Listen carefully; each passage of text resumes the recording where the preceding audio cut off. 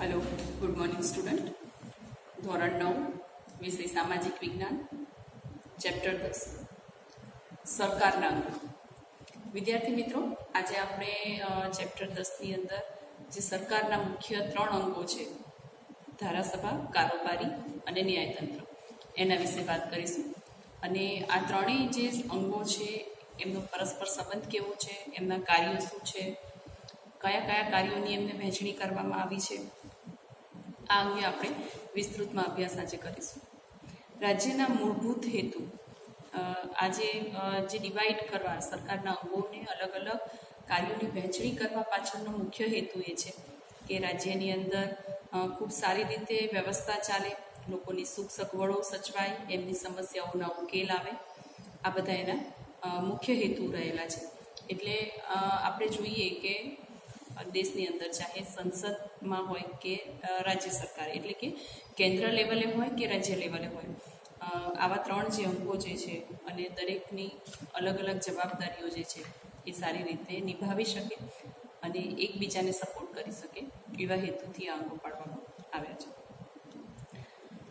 લોકોનું સર્વતોમુખી કલ્યાણ સચવાય અને મૂળભૂત હકોનું જતન થાય, એનું રક્ષણ થાય, એ મહત્વનું છે. રાજ્યના ગતિશીલ વિકાસ સિદ્ધિ અંગે સરકારના 3 અંગોમાં ધારાસભા, કારોબારી અને મુખ્ય 3 અંગ જોવા મળે છે.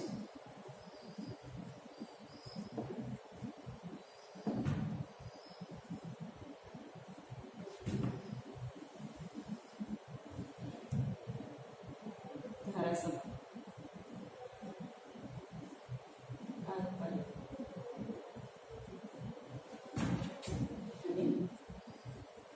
ન્યાયતંત્ર.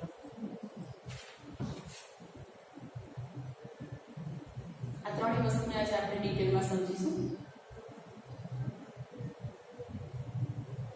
તો આની ડિટેલ જોઈ લઈએ, પણ ખાલી બસ તમને એમ જ થોડું તમને આઈડિયા આવે એટલા માટે સમજાવી દઉં કે ધારાસભા છે એ કાયદો ઘડવાનું કામ કરે.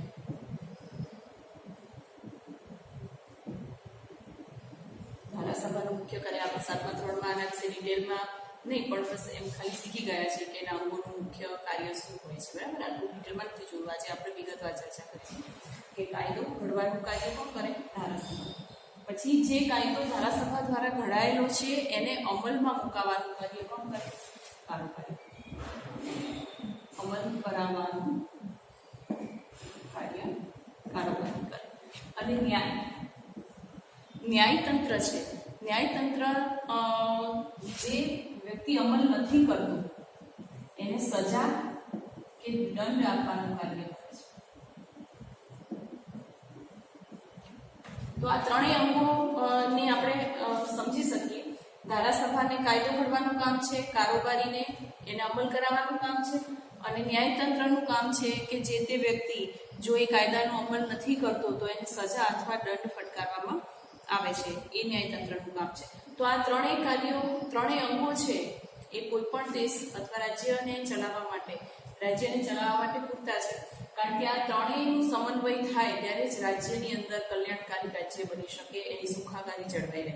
બરાબર, એટલે આપણે સમજી શકીએ કે આ 3 અંગો છે એકબીજા સાથે કઈ રીતે સંકળાયેલા છે, અને દરેકની ડિટેલ આપણે હવે જોઈએ. ભારતીય બંધારણમાં ધારાસભા એટલે સંઘ, કેન્દ્ર કક્ષાએ. બરાબર, હવે આ વસ્તુ જોઈએ. રાજ્ય અને કેન્દ્ર બંનેની રીતે અલગ અલગ જોઈશું. ધારાસભા છે એમાં 2 ઓપ્શન પડશે, કેન્દ્ર લેવલ અને રાજ્ય લેવલ. આ તમને બુક્સમાં નથી આપ્યું, આપણે વધારાનું ખાલી તમારી સમજણ માટે જ લઈએ છીએ. કેન્દ્રમાં શું કહેવાય? એને સંસદ કહેવાય. બરાબર, અને રાજ્યની અંદર એને વિધાનસભા અથવા વિધાન પરિષદ. વિધાન પરિષદ. ધારાસભા બંને જગ્યાએ હોય, રાજ્ય કક્ષાએ પણ હોય અને કેન્દ્ર સરકાર કક્ષાએ પણ હોય. તો કેન્દ્ર કક્ષાએ એને આપણે સંસદ તરીકે ઓળખીએ છીએ, જે દિલ્હીમાં છે, અને રાજ્ય કક્ષાએ વિધાનસભા 2 ગૃહો હોય, ઘણી જગ્યાએ 1 ગૃહ પણ હોય છે. મધ્યપ્રદેશ, બિહાર અને મહારાષ્ટ્ર, આપણે ભારતની અંદર આ 3 જ રાજ્યો એવા છે કે જ્યાં બંને ગૃહો આવેલા છે. બાકી જનરલી એક જ ગૃહ છે. આપણે ગુજરાતની અંદર એક જ ગૃહ છે, વિધાનસભા. તો રાજ્યની અંદર જે ધારાસભા છે એને આપણે વિધાનસભા તરીકે ઓળખીએ છીએ અથવા વિધાન પરિષદ તરીકે ઓળખીએ છીએ. આગળ વાત કારોબારી. તો કારોબારી એટલે સંઘ. કારોબારીમાં આમાં પણ 2 જ ભાગ સેમ એ રીતે પડશે. અહીંયા સંઘ નહીં, આપણે કેન્દ્ર સંસદ લખવું એટલે તમને વધારે ખ્યાલ આવે. તો સંસદની અંદર કોણ કોણ હોય? વડાપ્રધાન, રાષ્ટ્રપતિ, ઉપરાષ્ટ્રપતિ અને મંત્રી, પ્રધાનમંડળ. આખું એ મંત્રીઓ પણ કહી શકાય, પ્રધાનમંડળ. આટલાનો સમાવેશ થાય સંસદના લેવલ. જ્યારે આપણે અહીંયા આગળ રાજ્યની વાત કરીએ, રાજ્યસભા અથવા રાજ્ય, બરાબર, તો એની અંદર કોણ આવશે? મુખ્યમંત્રી, રાજ્યપાલ અને મુખ્ય મંત્રીમંડળ કહી શકાય. આ બધાનો સમાવેશ થાય. બંને લેવલની વાત કરું છું, બરાબર. એકલા રાજ્ય સરકારનું પૂછાય તો આવશે અને કેન્દ્ર સરકારનું પૂછાય તો આવશે. આપણે સૌ જાણીએ છીએ કે આપણું ભારત છે એક સંઘ રાજ્ય છે, બરાબર. એટલે કે કોઈ એક રાજ્યને મહત્વ અપાતું નથી. સંઘ રાજ્ય એટલે કે ઘણા બધા રાજ્યોનો એક સમૂહ, એટલે આપણે એને સંઘ રાજ્ય તરીકે ઓળખીએ છીએ. સમજાય છે કે બધા જ રાજ્યોનું એક સંચાલન મુખ્ય દિલ્હીથી થાય છે. એટલે કે બધા રાજ્યોનું કેન્દ્ર છે. બધા રાજ્યો કોને જવાબદાર છે? દિલ્હીમાં જે રહેલી સરકાર છે એને જવાબદાર છે, એને ફોલો કરે છે, એના જે ઓર્ડર છે એને ફોલો કરે છે, બરાબર. તો સંસદ અને રાજ્યો બંને અલગ અલગ અહીંયા તમને એના અંગોમાં બતાવવા આવે છે. જ્યારે આપણે ન્યાયતંત્રની વાત કરીએ, ન્યાયતંત્રની વાત કરીએ તો એમાં કેન્દ્ર લેવલ, કેન્દ્રમાં ન્યાયતંત્રમાં સૌથી મોટી અદાલત કઈ? સર્વોચ્ચ અદાલત, જેને સુપ્રીમ કોર્ટ પણ કહીએ છીએ, સુપ્રીમ કોર્ટ. અને જ્યારે રાજ્યના લેવલે જોઈએ તો રાજ્યના લેવલે કઈ અદાલત આવશે? હાઈકોર્ટ, વડી અદાલત. વડી અદાલત કહી શકો અથવા હાઈકોર્ટ પણ કહી શકાય. તો આ ત્રણેય મુખ્ય અંગો બંને રીતે આપણે જોઈએ. ટેક્સ્ટબુકમાં આ વસ્તુ નથી, બરાબર. એટલે તમે ફરીથી તમને એકવાર સમજાવી દઉં. કેન્દ્ર મુખ્ય 3 અંગો છે: ધારાસભા, કારોબારી, ન્યાયતંત્ર. અને ધારાસભાની અંદર કેન્દ્ર લેવલે જોઈએ તો સંસદ છે જે દિલ્હીમાં આવેલું છે. રાજ્યની અંદર વિધાનસભા, 2 ગૃહો જોવા મળે, વિધાનસભા અને વિધાન પરિષદ. મોટા ભાગના રાજ્યોની અંદર ભારતમાં એક ગૃહી છે, એટલે કે ખાલી વિધાનસભા છે. માત્ર મધ્યપ્રદેશ, બિહાર અને મહારાષ્ટ્ર, આ 3 રાજ્યો જેવા છે કે જ્યાં આગળ વિધાન પરિષદ એટલે ત્રિગૃહી શાસન પદ્ધતિ છે, બરાબર. કારોબારીની અંદર જોવા જઈએ તો સંસદની અંદર કોનો સમાવેશ થાય છે? રાષ્ટ્રપતિ, વડાપ્રધાન, ઉપરાષ્ટ્રપતિ અને વડાપ્રધાનનું જે પ્રધાનમંડળ છે એનો સમાવેશ થાય છે. જ્યારે રાજ્યની અંદર રાજ્યપાલ, મુખ્યમંત્રી, ઉપમુખ્યમંત્રી અને મંત્રીમંડળનો સમાવેશ થાય છે. જ્યારે ન્યાયતંત્રની અંદર કેન્દ્રની અંદર એટલે કે આખા ભારતમાં સૌથી મોટી કોર્ટ જેને કહેવાય તો એને સુપ્રીમ કોર્ટ કહેવામાં આવે છે. અને રાજ્યની સૌથી મોટી કોર્ટની વાત કરીએ તો વડી અદાલત જેને કહીએ છીએ. જો આપણે ગુજરાતની વડી અદાલત ક્યાં આવેલી છે? અમદાવાદમાં આવેલી છે, બરાબર. તો ભારતના સંઘ અને રાજ્ય કક્ષાએ સંસદીય પદ્ધતિથી રાજ્ય સરકારો વચ્ચે સત્તા વિશ્લેષણ સિદ્ધાંત અનુસાર સત્તાને વહેંચવામાં આવે છે, બરાબર. દરેકને પોતપોતાની સત્તા અલગ સોંપણી કરવામાં આવે છે અને એની જવાબદારી એ જે તે સત્તા કરનાર જવાબદારી હોય છે કે પોતાના રાજ્ય, પોતાનો પ્રદેશ, પોતાના સંઘને જે પણ જવાબદારી સોંપવામાં આવી હોય એ યોગ્ય રીતે એ નિભાવે. ધારાસભા અને કારોબારી વચ્ચે ગાઢ સંબંધ છે. એક કાયદા ઘડવાનું કામ કરે છે, એક કાયદાને અમલમાં કામ કરે છે. એટલે આ બંને જે છે એકબીજા સાથે પરસ્પર સંકળાયેલા છે, બરાબર. એકબીજા વગર કાર્ય થઈ ના શકે. જ્યારે ન્યાયતંત્ર છે એ સ્વતંત્ર છે, એ નથી કારોબારી સાથે જોડાયેલું કે નથી ધારાસભા સાથે જોડાયેલું. એ પોતે પોતાની રીતે નિષ્પક્ષ અને તટસ્થતાથી જે તે કાયદાને ન ફોલો કરનાર વ્યક્તિઓને સજા આપવાનું કાર્ય કરે છે અથવા ન્યાય કરવાનું કાર્ય કરે છે એવું કહી શકાય. બરાબર. હવે સત્તા વિશ્લેષણની સિદ્ધાંત છે એને ડિટેલમાં જોઈશું આપણે.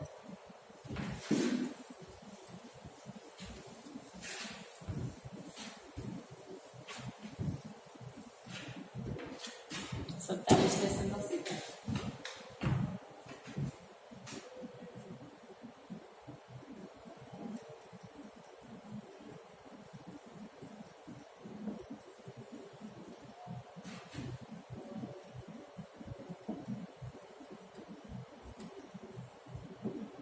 સત્તા વિશ્લેષણ એટલે કે વિભાગમાં વહેંચવું. બરાબર. એનો સિદ્ધાંત શું છે? રાજ્ય વતી સરકાર જે કાર્યો કરે છે એકબીજાથી જુદા છે. ત્રણેય અંગોના કાર્યો પણ એકબીજાથી ભિન્ન છે, જુદા છે. અને એટલે જુદા જુદા અંગો દ્વારા જુદી જુદી વ્યક્તિઓ દ્વારા કાર્યો થવા જોઈએ અને છેલ્લે દરેક અંગ પોતાનું અલગ કાર્ય કરવું જોઈએ. એકબીજા સાથે બધાને સત્તાની સોંપણી અલગ અલગ કરવામાં આવી છે, પણ છતાં પણ તમે આમ જુઓ તો દરેક કાર્ય છે એકબીજા સાથે સંકળાયેલા જોવા મળે છે. બરાબર. કારણ કે કાયદો ઘડીને આપણે એ વાત કરી કે કાયદો ઘડવાનું કામ ધારાસભા કરે છે, પરંતુ એ કાયદો ઘડીને પછી એને આગળ ફોલોઅપ લેવા માટે કારોબારી સાથે સંલગ્ન થવું જ પડે. જો એને ફોલો ના કરાવે તો એ કાયદા સુધી સીમિત રહે છે, ખાલી ઘડવા સુધી સીમિત રહે છે. એટલે દરેક જે ત્રણેય અંગ છે એકબીજા સાથે ભિન્ન રીતે જોડાયેલા છે. હવે ધારાસભા એ કાયદો ઘડવાની સત્તા છે. ધારાસભાને કાયદો ઘડવાની સત્તા છે. કારોબારીને એ કાયદાને અમલ કરાવવાની સત્તા છે.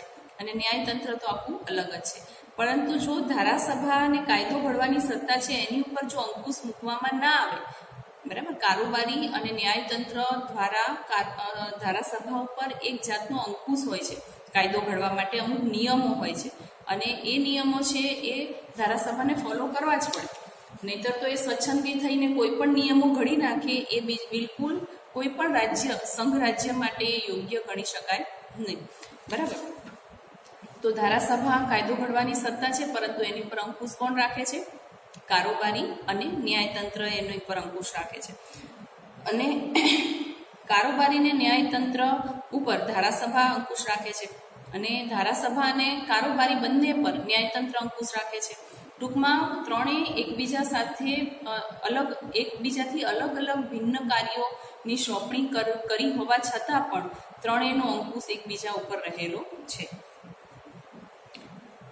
સૌથી પહેલા આપણે ધારાસભા વિશે માહિતી મેળવી. ધારાસભા એટલે શું? તો ધારાસભા ભારત સંસદીય લોકશાહી ધરાવતું દેશ છે, એક સંઘ રાજ્ય છે એટલે લોકશાહી દેશ છે. લોકોનું પ્રતિનિધિત્વ સંઘ કક્ષાએ સંસદમાં અને રાજ્ય કક્ષાએ વિધાનસભામાં જોવા મળે છે. આપણે આગળ વાત કરીએ બીજી રીતના. દેશની મહત્તમ અને સર્વોપરી સંસ્થા એ સંસદ છે. આખા દેશનું જે કેન્દ્ર કહી શકાય, બરાબર, તો એ ક્યાં છે? સંસદ. અને આપણી સંસદ ક્યાં આવેલી છે? દિલ્હીની અંદર આવેલી છે. બરાબર. એટલે આખા બધા રાજ્યો એ કોને જવાબદાર છે? સંસદ. એટલે ત્યાંથી એમને કામની સોંપણી કરવામાં આવે એ પ્રમાણે આખા દેશની અંદર દરેક રાજ્યની અંદર કામ થાય છે. ભારતીય સંસદમાં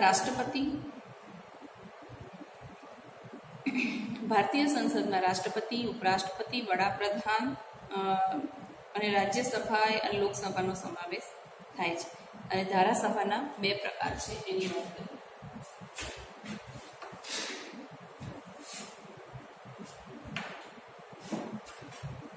એક ગૃહી ધારાસભા,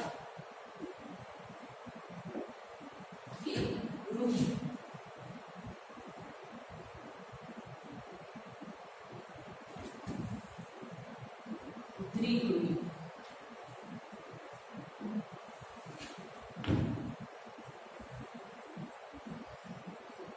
એક ગૃહી અને દ્વિગૃહી. એક ગૃહી જે ધારાસભા હોય એની અંદર એક માત્ર વિધાનસભા જ હોય, બરાબર. જ્યારે દ્વિગૃહી હોય એની અંદર વિધાનસભા અને વિધાન પરિષદ એવી બે સભાઓ. આપણે ગુજરાતની અંદર એક વિધાનસભા જોવા મળે છે, જ્યારે ઘણા બધા રાજ્યો એવા છે, ભારતની અંદર 3 રાજ્યો એવા છે કે જ્યાં આગળ દ્વિગૃહી પદ્ધતિ પરિષદો જોવા મળે છે. એક તો મધ્યપ્રદેશ, બિહાર અને મહારાષ્ટ્ર. બરાબર. બાકી બધા દેશના બીજા બધા જ જે રાજ્યો છે એની અંદર માત્ર વિધાનસભા એટલે કે એક ગૃહી શાસન પદ્ધતિ, શાસન વ્યવસ્થા જોવા મળે છે. બાકી મધ્યપ્રદેશ, બિહાર અને મહારાષ્ટ્ર આ 3 રાજ્યોની અંદર જ દ્વિગૃહી એટલે વિધાનસભા અને વિધાન પરિષદ એનો ઉપયોગ થાય છે. ધારાસભા એક જ ગૃહની બનેલી છે અને એક ગૃહી ધારાસભા કહેવામાં આવે છે. દ્વિગૃહીમાં 2 ગૃહની બનેલી છે અને એને દ્વિગૃહી ધારાસભા કહેવામાં આવે છે. સંઘ કક્ષાએ ધારાસભા ઉપલું ગૃહ. સંઘ કક્ષાએ ધારાસભાના પણ 2 પાછા વિભાગ હોય છે, ઉપલું ગૃહ અને નીચલું ગૃહ.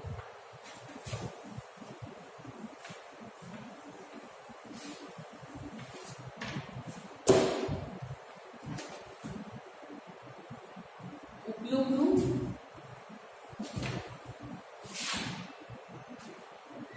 ને નીચલું ગૃહ. ઉપલું ગૃહ છે એ રાજ્યસભા કહેવાય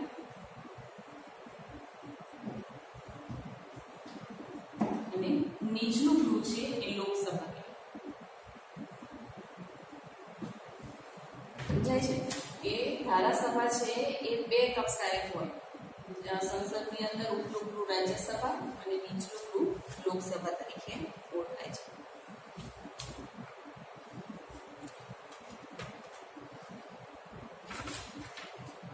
હવે કેન્દ્ર સરકારની અંદર ધારાસભા, આપણે અહીંયા આગળ આજ કેન્દ્રની જ વાત કરી હતી. કેન્દ્ર સરકારે ધારાસભાની વાત કરી. લોકસભા એ સંસદનું નીચલું ગૃહ છે.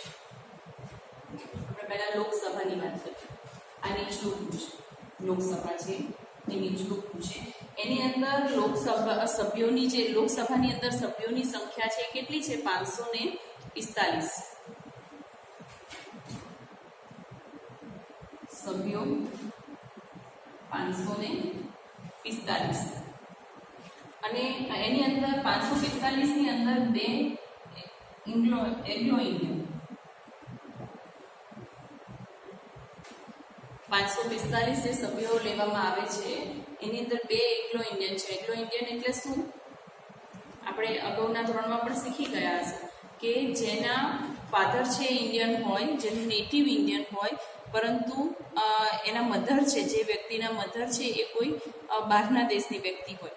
બરાબર. એવો જે વ્યક્તિ છે પણ એનું નેટિવ છે એ ઇન્ડિયાની અંદર હોય, એવા 2 વ્યક્તિઓને લેવામાં આવે, જેને એંગ્લો ઇન્ડિયન તરીકે ઓળખવામાં આવે છે. તો 545માં 2 વ્યક્તિઓ છે એંગ્લો ઇન્ડિયન હોય છે અને એ એંગ્લો ઇન્ડિયન સમુદાયના પ્રતિનિધિઓ છે જેમની પસંદગી છે કોણ કરે છે?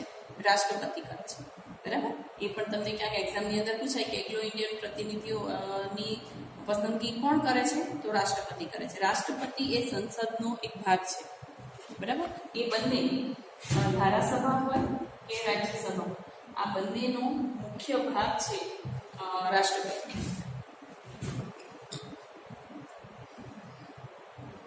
રાષ્ટ્રપતિ સંસદમાં સંસદની પ્રથમ બેઠકનું ઉદ્ઘાટન, પ્રવચન અને સંસદની સંયુક્ત બેઠકને સંબોધન કરે છે. સંયુક્ત એટલે વિરોધ પક્ષમાં હોય કે જે પક્ષ સત્તા પર હોય એ બધાને એ પ્રવચન આપી અને એની શરૂઆત કરે છે. એ સિવાય એ ક્યારેય હાજરી આપતા નથી. ખાલી સંસદની જે પ્રથમ બેઠક હોય એની અંદર જ રાષ્ટ્રપતિની હાજરી હોય છે. બાકી તમે જનરલી જોજો કે સંસદની અંદર જ્યારે બેઠકો ચાલતી હોય કોઈ પણ વાતને લઈને, ત્યારે એની અંદર ક્યારેય રાષ્ટ્રપતિની હાજરી જોવા મળતી નથી. વડાપ્રધાનની હાજરી હોય છે પરંતુ રાષ્ટ્રપતિની હાજરી જોવા મળતી નથી. રાષ્ટ્રપતિ સંસદના બંને ગૃહોનું સત્ર બોલાવે છે અને ગૃહોને મોકૂફ રાખે છે, તેમજ લોકસભાનું વિસર્જન કરવાની સત્તા પણ ધરાવે છે. રાષ્ટ્રપતિની સત્તા ઓન પેપર વધારે હોય, જ્યારે મહત્વના નિર્ણય છે એ કોણ લે છે? વડાપ્રધાન લે છે. એટલે રાષ્ટ્રપતિની સત્તા શું કે બંને ગૃહોની સભા બોલાવે, એનું વિસર્જન કરી શકે, ગૃહોને મોકૂફ રાખી શકે, આ એની સત્તા છે. સંસદના બંને ગૃહોમાં ત્રણેય વાંચનમાંથી પસાર થયેલા ખરડા ઉપર, ત્રણેય વાંચન, એ આપણે ખરડો કેવી રીતે પસાર થાય છે એની ડિટેલ પણ આ જ ચેપ્ટરની અંદર લઈશું આપણે. તો એ જે ત્રણેય કોઈ પણ ખરડો છે એ કાયદો ક્યારે બને એ વસ્તુ સમજીએ. ત્રણ ખરડામાંથી એ જે તે વિચાર છે એ પસાર થાય, અને એ ખરડો છે કાયદો ક્યારે બને? રાષ્ટ્રપતિની સહી થાય પછી જ એ ખરડો છે એ કાયદો બને. લોકસભા એ કાયમી ગૃહ નથી. લોકસભા જે છે એ કાયમી ગૃહ નથી.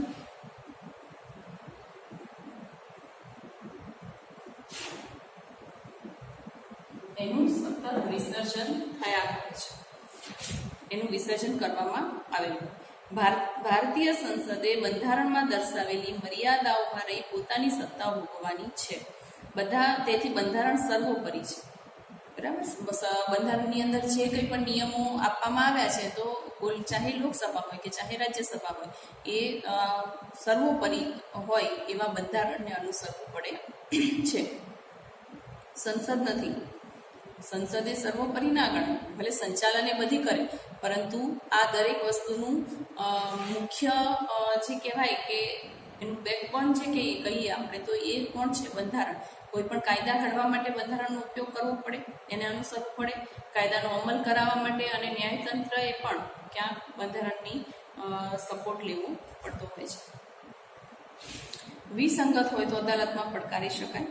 જો સંસદે ઘડેલ કાયદાઓમાં બંધારણીય જોગવાઈનો ભંગ થયો હોય, બરાબર, બંધારણની અંદર જે કંઈ પણ આપ્યું હોય એનાથી કંઈક અલગ કાયદો હોય, તો એને આપણે ન્યાયતંત્રની અંદર પડકારી શકીએ. પરંતુ એના માટે આપણને બંધારણની અંદર જે કાયદાઓ મૂકવામાં આવ્યા છે એનું જ્ઞાન પણ હોવું જરૂરી છે.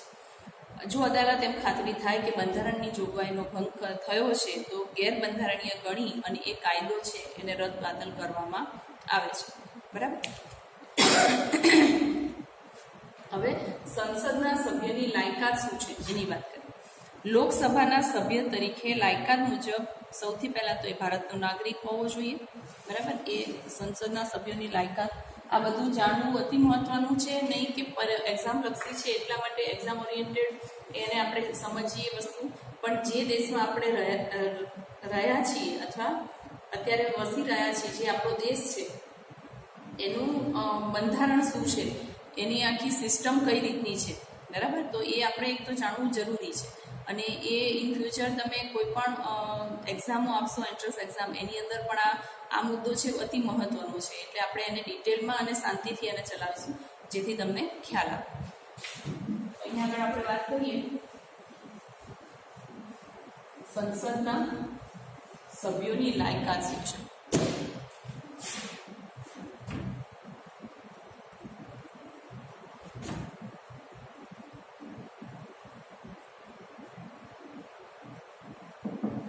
સંસદના સભ્ય બનવા માટે શું લાયકાત જરૂરી છે?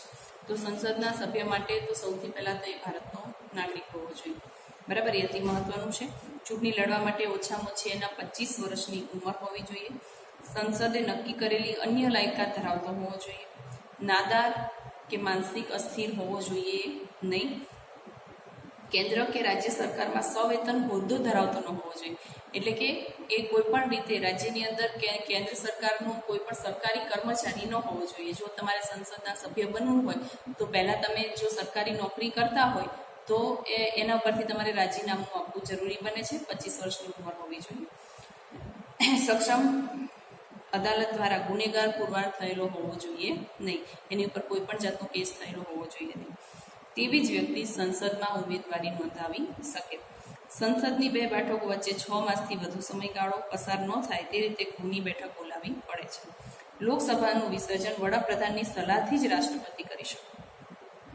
રાષ્ટ્રપતિ આપણા દેશના પ્રથમ નાગરિક કહેવાય અને એની પાસે બધી સત્તાઓ છે એવું કહી શકાય. પરંતુ એ વડાપ્રધાન સાથે ચર્ચા વિમર્શ કર્યા વગર કોઈ પણ નિર્ણય લઈ શકતા હોતા નથી. ઓન પેપર એમની સાઇન જવાબદાર હોય, પરંતુ મોટાભાગના નિર્ણયો છે કોણ લેતું હોય? વડાપ્રધાન દ્વારા જ લેવાતા હોય, અથવા વડાપ્રધાનની સલાહ દ્વારા રાષ્ટ્રપતિ લઈ શકે. બરાબર. એટલે એ જે બેઠક બોલાવવી કે બેઠકનું વિસર્જન કરવું, આ બધું જે પણ સત્તાઓ છે એ ખાસ કરીને રાષ્ટ્રપતિ વડાપ્રધાનની સલાહ ઉપર જ કરતા હોય છે.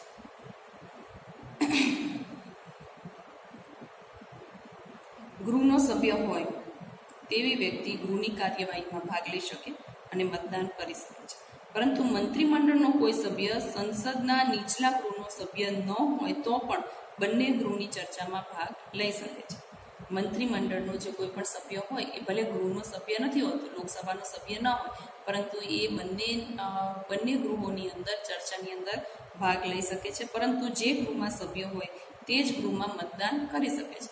જે ગૃહનો સભ્ય હોય, ચાહે આપણે જે બે ગૃહો જોયા એમાંથી એક લોકસભાનો હોય કે ધારાસભાનો હોય, એટલે કે રાજ્યસભાનો હોય, તો એ બંને ગૃહોમાંથી ચર્ચા તો બંનેમાં કરી શકે, પરંતુ ખાલી મત આપવાનો અધિકાર પોતાના ગૃહની અંદર જ હોય છે. લોકસભામાં ગુજરાતની 26 બેઠકો છે અને લોકસભાની મુદ્દત 5 વર્ષની હોય છે. અગાઉ રાષ્ટ્રપતિ તેને વિખેરી નાખી શકે છે. બરાબર. લોકસભાને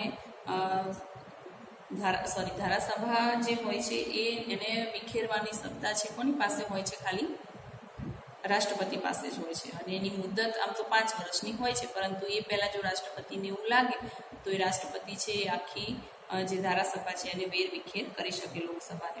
અને લોકસભાની 26 બેઠકો છે સંસદની અંદર. બરાબર. 545માંથી 26 બેઠકો ગુજરાતની છે. એટલે ધારો કે એને વિખેરી નાખે અને પછી રાષ્ટ્રીય કટોકટી જાહેર થાય છે. ઇન્દિરા ગાંધી વખત રાષ્ટ્રીય કટોકટી જાહેર થયેલી. બરાબર. તો આવું પણ બની શકે. અને રાષ્ટ્રીય કટોકટી 1 વર્ષ સુધી લંબાવી શકે છે. એની મહત્તમ મર્યાદા 1 વર્ષની છે. રાષ્ટ્રપતિ લોકસભાનું વિસર્જન કર્યું હોય તેવા પગલાંને અદાલતમાં પડકારી શકાતું નથી. ઘણીવાર રાષ્ટ્રપતિ જ્યારે આ રીતનું કટોકટી જાહેર કરે તો એને આપણે, રાષ્ટ્રપતિ છે એ મુખ્ય આપણો નાગરિક કહેવાય, તો એને આપણે પડકારી શકીએ નહીં. બરાબર. અદાલતની અંદર એને પડકારી શકાતા નથી. પરંતુ મોટાભાગે રાષ્ટ્રપતિ એ કોઈ પણ નિર્ણય લેતા પહેલાં પ્રધાનમંડળ અને પ્રધાનમંત્રી આ બધાનું યોગ્ય માર્ગદર્શન અને યોગ્ય સલાહ લીધા પછી જ એક આટલા મોટા નિર્ણયે પહોંચે છે. કારણ કે રાષ્ટ્રની કટોકટી એ કંઈ નાની એવી વાત હોતી નથી. એના માટે બહુ જવાબદારીપૂર્વક આ નિર્ણય લેવાનો હોય છે. તો એ વાત થઈ. કોરમની વાત કરીએ. કોરમ એટલે ગૃહની કાર્યસાધક સંખ્યા. ગૃહનું કામકાજ હાથ ધરવા અને ચાલુ રાખવા કુલ સભ્યોમાંથી હાજર સભ્યોની સંખ્યા. જે કુલ કોરમ એટલે શું? તો જે કુલ સભ્યો હોય છે, જેમ કે 545, તો એમાંથી કુલ સભ્યો 545ના 1/10 એટલે કે 55 સભ્યોની સંખ્યા ગૃહમાં હાજરી જરૂરી ગણાય છે. જ્યારે રાજ્યસભામાં 545 છે. કોરમ એટલે શું? એટલે કે ટોટલ જેટલી સંખ્યા છે લોકસભાની, કેટલી? 545. તો 545ના 10% એટલે કેટલા? 55. 55 સભ્યોની ગૃહમાં હાજરી જરૂરી છે.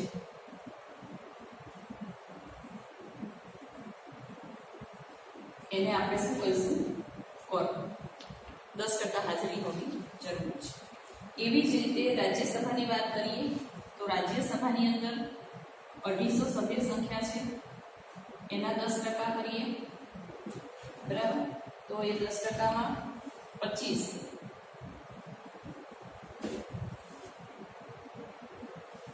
સભ્ય સંખ્યા. જેટલી ટોટલ હાજરી હોય એના 10% કરવાથી જે આટલા સભ્યો છે એટલા તો ઓછામાં ઓછા હોય તો જ બેઠક બોલાવી શકાય. બરાબર. અહીંયા આ ગુજરાતની વાત થાય છે. ધારો કે ગુજરાતની અંદર 250 સંખ્યા હોય લોકસભામાં, તો એના 10% કરીએ તો 25 આવે તો જ એને કોરમ કહેવાય. હવે રાજ્યસભાની વાત કરીએ. આપણે અત્યાર સુધી લોકસભાની વાત કરી, હવે રાજ્યસભાની વાત કરીએ.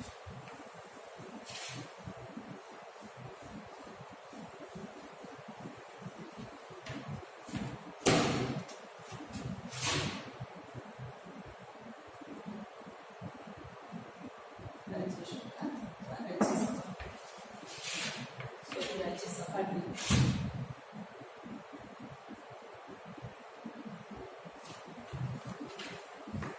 રાજ્યસભા એ સંસદનું ઉપલોકું છે. આપણે આગળ જોયું તે રાજ્યોનું પ્રતિનિધિત્વ ધરાવતું રાજ્યગૃહ છે, ધારાગૃહ છે. રાજ્યસભામાં 250 વધે નહીં એટલા સભ્યોની જોગવાઈ કરવામાં આવી છે. 250 જેમાં પરોક્ષ રીતે જે તે રાજ્યો અને સંઘ પ્રદેશ એટલે કે વિધાનસભામાં ચૂંટાયેલા સભ્યો દ્વારા સપ્રમાણ પ્રતિનિધિત્વ પદ્ધતિથી ચૂંટવામાં આવેલા જે સભ્યો છે એ રાજ્યસભાની અંદર સામેલ થાય છે. રાજ્યસભાના ચૂંટાયેલા સભ્યોની સંખ્યા 238 છે અને બાકીના 12 સભ્યો છે એની નિયુક્તિ કોણ કરે છે? રાષ્ટ્રપતિ કરે છે. ટોટલ કેટલા સભ્યો છે રાજ્યસભાની અંદર? 250. એમાંથી 238 છે એ ચૂંટાયેલા છે અને પ્લસ 12 જે સભ્યો છે એની નિયુક્તિ કોણ કરે છે? રાષ્ટ્ર. એ ટોટલ 250 થાય. આ જે 12 સભ્યો છે એની નિયુક્તિ રાષ્ટ્રપતિ કરે છે. જે કેવા સભ્યો હોય? સાહિત્ય ક્ષેત્રે, વિજ્ઞાન, કલા, સાંસ્કૃતિક, રમતગમતની અંદર, સમાજ સેવામાં કોઈ કલાકાર હોય, બરાબર. તો આ જે સભ્યો હોય જેમાં આપણને ખબર છે હેમા માલિની છે, સચિન તેંડુલકર છે, બરાબર, પછી વૈજયંતી માલા છે, આ બધાને રાષ્ટ્રપતિએ ઇલેક્ટ કર્યા હોય, કોઈ રમતગમત કે કલાના ક્ષેત્રે આગવી સૂઝ ધરાવતા હોય તેવા વ્યક્તિઓનું ઇલેક્શન છે રાષ્ટ્રપતિ કરે છે. ટોટલ 250 થાય છે.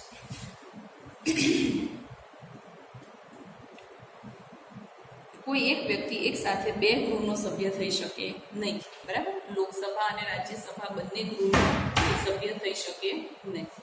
એની લાયકાત શું હોવી જોઈએ?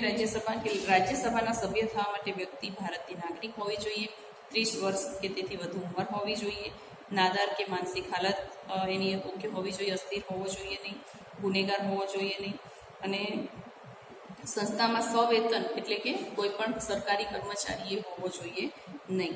રાજ્યસભામાં ગુજરાતને 11 બેઠકો ફાળવવામાં આવી છે. જે 250 બેઠકો છે ટોટલ રાજ્યસભાની અંદર, એની અંદર 11 જે સભ્યો છે એ ગુજરાતના હોવા જોઈએ. રાજ્યસભા એ કાયમી ગૃહ છે. તેનું વિસર્જન ક્યારેય થતું નથી. લોકસભાનું વિસર્જન થાય છે, 5 વર્ષે ચૂંટણી થાય છે. રાજ્યસભાનું વિસર્જન થતું નથી. એને વિખેરી શકાતું પણ નથી. રાજ્યસભામાં 1/3 જે સભ્યો છે એ દર બીજા વર્ષે નિવૃત્ત થાય છે અને એટલી સંખ્યામાં સભ્યોની ચૂંટણી ફરીથી કરવામાં આવે છે. એટલે 2/3 છે એને કાઢી નાખવામાં આવે અને ફરી 2/3 સભ્યો છે એની ચૂંટણી દ્વારા એની અંદર આવે છે. આમ રાજ્યસભામાં સભ્ય વધુમાં વધુ 6 વર્ષ માટે સભ્ય થાય. પછી પેલા જૂના જે હોય એ ફરી પાછા 2/3 કાઢવામાં આવે અને આ રીતે આખી સાયકલ થતાં 6 વર્ષે બધા સભ્યો એમાંથી નીકળી અને 6 વર્ષે ટોટલ નવા સભ્યોની અંદર ભરતી થાય છે. સંસદના બંને ગૃહોમાં સામાન્ય રીતે 3 વર્ષમાં 3 સત્રો મળે છે, જેમ કે અંદાજપત્ર, ચોમાસુ પત્ર સત્ર અને સત્ર પત્રની અંદાજપત્ર સત્ર, ચોમાસુ સત્ર અને શિયાળુ સત્ર. આમ 3 વખત બેઠકો બોલાવવામાં આવે છે. ભારતના ઉપરાષ્ટ્રપતિ હોદ્દાની રૂએ રાજ્યસભાના ચેરમેન સભાપતિ છે. ઉપરાષ્ટ્રપતિ એ હોદ્દાની રૂએ જે રાજ્યસભા હોય છે એના ચેરમેન તરીકે એટલે કે સભાપતિ તરીકે એમની નિમણૂક કરવામાં આવે છે. જ્યારે ડેપ્યુટી ચેરમેન ઉપસભાપતિની ચૂંટણી રાજ્યસભાના સભ્યો પોતાનામાંથી કરે છે. રાજ્યસભાના પ્રથમ ચેરમેન કોણ હતા? ડૉક્ટર સર્વપલ્લી રાધાકૃષ્ણ હતા. બરાબર. હવે આજે આટલે જ રાખીએ છીએ. આવતીકાલે લોકસભાના સ્પીકરની વાત કરીશું અને ખરડો કઈ રીતે બને છે, પોસ્ટિંગ વોટ એટલે કે નિર્ણય, કોઈ પણ વસ્તુને ખરડો પસાર કરવા માટે નિર્ણય કઈ રીતે લેવામાં આવે છે, આ બધી ડિટેલ છે એ નેક્સ્ટ લેક્ચરની અંદર કરીશું. આજે આપણે જે જોયું એનું થોડું રિવાઇઝ કરી લઈએ. 27 લેસનની અંદર સરકારના 3 અંગોની આપણે વાત કરી. કયા? લોકસભા એટલે કે ધારાસભા, કારોબારી અને ન્યાયતંત્ર. આ એના મુખ્ય 3 અંગો છે. 3 અંગોની એના કાર્યો પણ જોયા. કારોબારી એટલે કે લોકસભા જે છે એનું કાર્ય શું છે? કાયદો ઘડવાનું કાર્ય છે. જ્યારે કારોબારી કારોબારીનું કાર્ય ધારાસભાએ ઘડેલા જે કાયદા છે એને અમલ કરાવવાનું કાર્ય છે. જ્યારે ન્યાયતંત્રનું કાર્ય છે, જો કોઈ વ્યક્તિ અમલ નથી કરતું તો એને સજા ફટકારવાનું કામ અથવા ન્યાય આપવાનું કાર્ય ન્યાયતંત્ર દ્વારા થાય છે. આપણે ધારાસભાની વાત કરી. ધારાસભા બે પ્રકારની હોય, એકગૃહી હોય અને દ્વિગૃહી પણ હોય. એકગૃહી એટલે કે જ્યાં આગળ વિધાનસભા હોય, અને દ્વિગૃહી જેની અંદર વિધાનસભા અને વિધાન પરિષદ એ બંને પ્રકાર જોવા મળે છે. અને દ્વિગૃહી છે એ મહારાષ્ટ્ર, બિહાર અને મધ્યપ્રદેશ આ 3 જગ્યાએ દ્વિગૃહી જોવા મળે છે, જ્યાં વિધાનસભા અને વિધાન પરિષદ બંને જોવા મળે છે. બાકી બધેની જગ્યાએ આપણે આખા ભારતની અંદર ખાલી એકમાત્ર વિધાનસભા જ એકગૃહી જ જોવા મળે છે. આગળ આપણે વાત કરી કેન્દ્ર કક્ષાએ ધારાસભાને આપણે સંસદ તરીકે પણ ઓળખીએ છીએ. એની અંદર લોકસભા. બે એના પ્રકાર જોયા કે ધારાસભા અને રાજ્યસભા, એટલે કે લોકસભા અને રાજ્યસભા.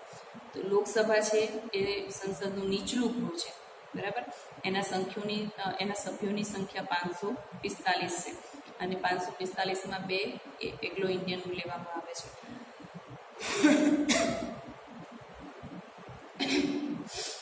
અને જ્યારે બંને ગૃહોમાંથી કોઈ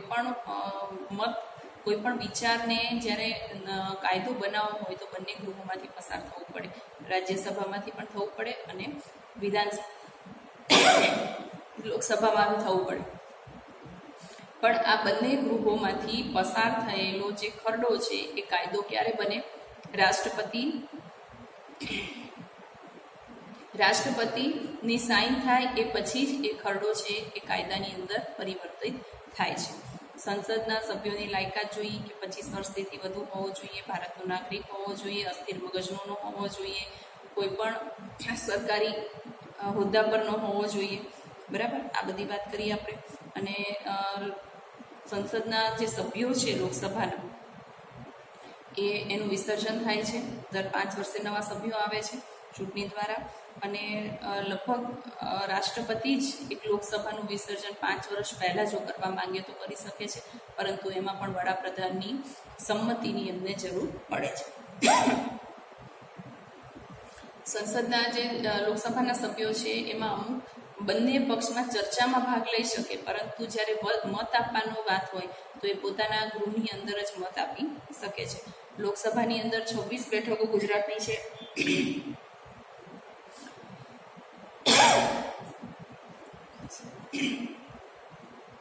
રાષ્ટ્રપતિ છે એ કટોકટી જાહેર કરી શકે, પરંતુ 1 વર્ષથી વધારે એને લંબાવી શકે નહીં. અને એ કટોકટી માટે ભલે બંધારણની અંદર કદાચ એની જોગવાઈ હોય કે ના હોય, પરંતુ રાષ્ટ્રપતિને આપણે ન્યાયાલયની અંદર પડકારી શકતા નથી. કોરમની વાત કરી. કોરમ એટલે શું? કે જે લોકસભાની અંદર જે મુખ્ય સંસદની અંદર જે બંને ગૃહોની જે સભ્ય સંખ્યા છે એનું 10% ભાગ, એટલે કે જે 545 છે લોકસભાની સંખ્યા, તો 545માં 1/10 કરીએ તો 55 એટલી સભ્ય સંખ્યા હોવી, અને સભ્યની સંખ્યા ગૃહમાં હોવી એને કોરમ કહેવાય છે. લોકસભાની વાત કરીએ તો, રાજ્યસભાની વાત કરીએ તો 250, એનું 1/10 કરીએ તો 25 સભ્ય સંખ્યા હોય એને આપણે કોરમ તરીકે ઓળખીએ છીએ, બરાબર. તો હવે આજે અહીંયા આપણે રાજ્યસભાની વાત કરીએ, એની લાયકાત પણ સેમ છે, પણ રાજ્યસભા છે એનું વિસર્જન થઈ શકતું નથી, અને દર વર્ષે 2/3 સભ્યોને એમાંથી આઉટ કરવામાં આવે છે અને નવા સભ્યોને એન્ટ્રી કરવામાં આવે છે. આમ ખરેખર ટોટલ જોવા જઈએ તો દર 6 વર્ષે એના બધા સભ્યોની સંખ્યા નવી થાય છે, બાકી એનું વિસર્જન થતું નથી અને એને વિખેરી શકાતું પણ નથી, બરાબર. તો અને રાજ્યસભાના પ્રથમ ચેરમેન કોણ હતા? ડૉક્ટર સર્વપલ્લી રાધાકૃષ્ણ. આજે આટલે વિરામ લઈએ છીએ. નેક્સ્ટ લેક્ચરની અંદર લોકસભાના સ્પીકર એટલે કે એના અધ્યક્ષ કોણ છે એની વાત કરીશું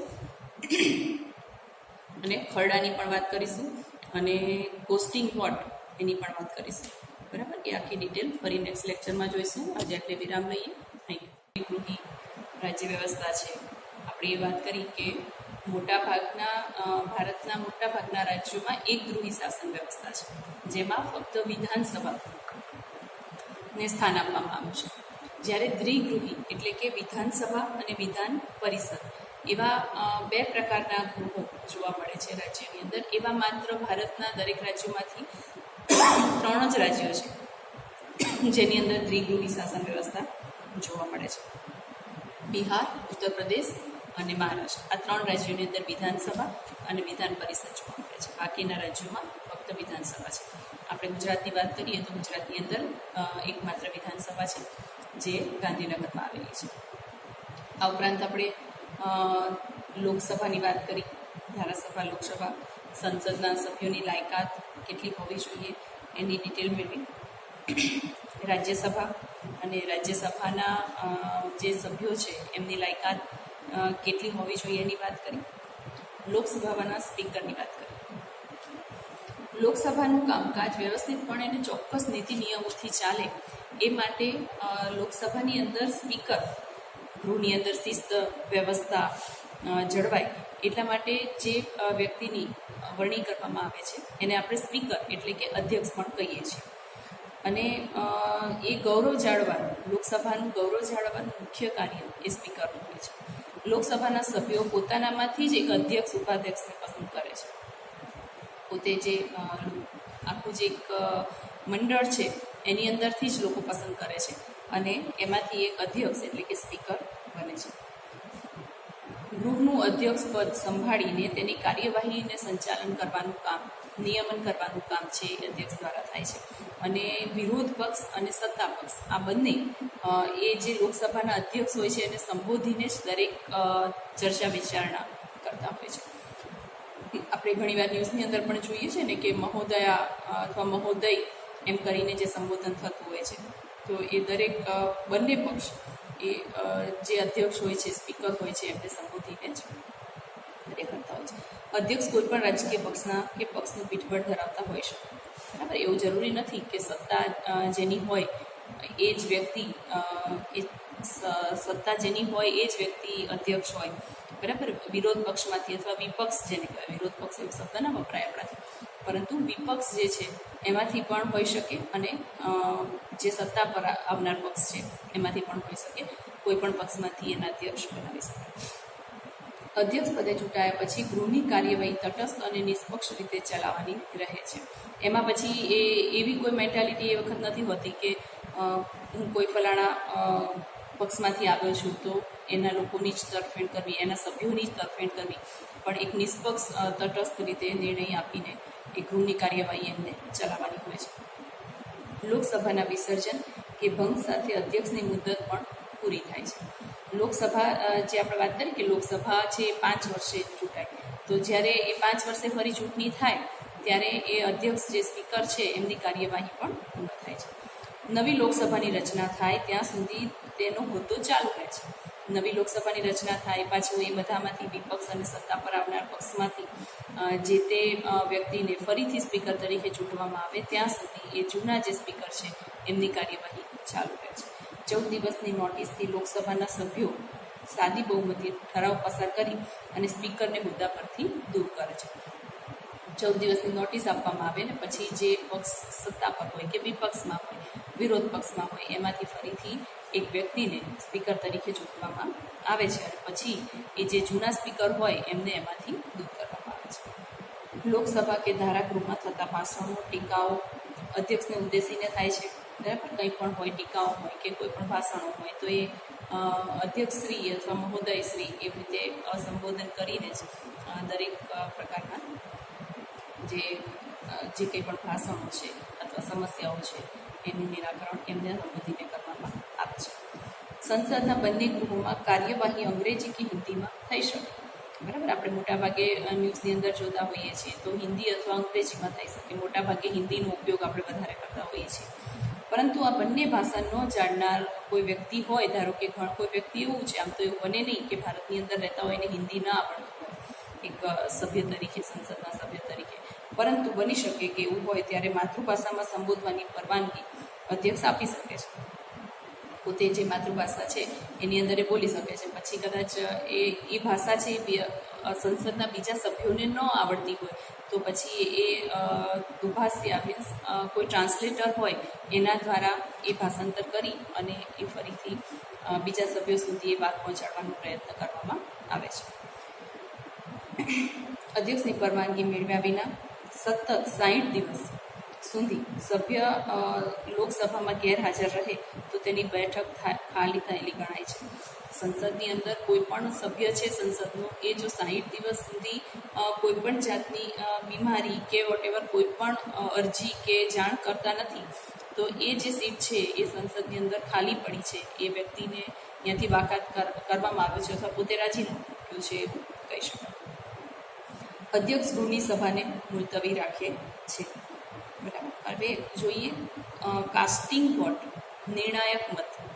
કાસ્ટિંગ વોટ એટલે શું?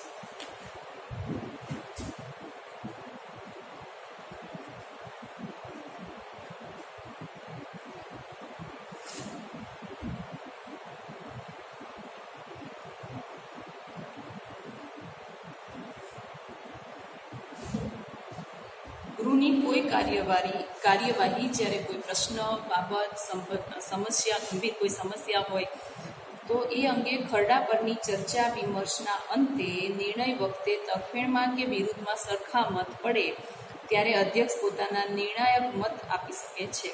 બરાબર. આપણને એ ખ્યાલ છે કે જ્યારે કોઈ પણ નિયમ બનાવવાનો હોય તો એ પહેલાં રાજ્યસભા, લોકસભામાંથી એને પસાર કરવો પડે છે. તો આવા સમયે ઘણી વખત એવું બને કે આપણે જેને એક સાદી ભાષામાં કહીએ તો ટાઈ પડી એવું કહીએ કે બંને પક્ષમાંથી નેગેટિવ અને પોઝિટિવ એ બંને તરફ એક સરખા નિર્ણયો આવે, એક સરખા મત આવે. નિર્ણયો ના કહી શકાય, એક સરખા મત આવે.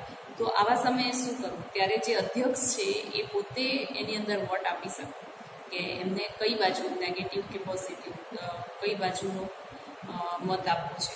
અને એમનો જે મત છે એ બહુ નિર્ણાયક ગણાય છે કારણ કે એનાથી એક આખી મોટી ઇફેક્ટ એ નિર્ણય લેવામાં પડે છે અથવા ખરડો બનાવવામાં કે નિયમ બનાવવામાં પડે છે. તો જે આ મત આપવાનો જે મત જે આપી શકે છે સ્પીકર અથવા અધ્યક્ષ, તો એ નિર્ણાયક મત કહેવાય છે, એને કાસ્ટિંગ વોટ કહેવાય છે. બરાબર. આ પ્રશ્ન આપણને પૂછી શકાય એવો છે, ખાસ ધ્યાન રાખીશું. એ સિવાય એ ગૃહના મતદાનમાં ક્યારેય ભાગ લઈ શકતા નથી. જો બંને વચ્ચે ટાઈ પડે એટલે કે એક સરખા મત આપવા હોય, એક સરખા મત હોય ત્યારે જ એ આ નિર્ણાયક મતની અંદર એક હિસ્સો બની શકે છે. બાકી જનરલી એવું બનતું નથી કે એ ગૃહના કોઈ પણ મતદાનની અંદર ભાગ લેતા હોય છે. લોકસભાના પ્રથમ અધ્યક્ષ વાસુદેવ માવલકર છે.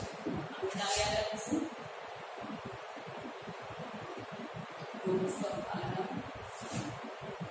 પ્રથમ અધ્યક્ષ વાસુદેવ માવલકર.